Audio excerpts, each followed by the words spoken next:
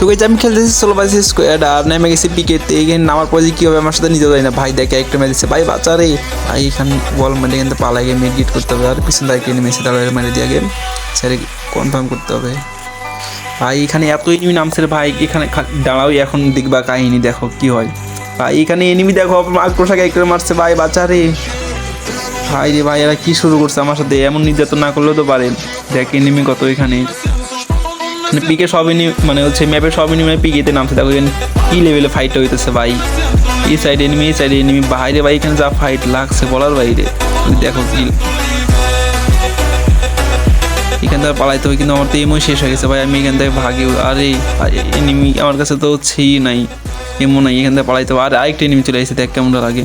আরে আবার আরেকটা মাকড়সা, এরা এইগুলো এতগুলো মারে রাখছে এখানে। ভাই রে ভাই মিডিট করতে হবে আগে। আমার অবস্থা পুরো খারাপ করে দিছে ওরা। আমি এমনকি মরুম নাকি বাঁচবো সেটা জানি না, যতক্ষণ টিকে থাকতে পারি। আরেকটি এনিমি আছে, তারপর ধরো আবার দেখ আবার মারছে মাকড়সাকের একটা। এই হালাগুলো কনফার্ম করে দিই। বাইরে এনিমি আছে, দাঁড়াও একটা দেখছি, তাহলে মারি, দাঁড়াও। 1 শট 2 শট মরে গেছে, মানে স্কোয়াড শেষ। আরে ভাই ডাবল ভিক্টর, আমি শেষ।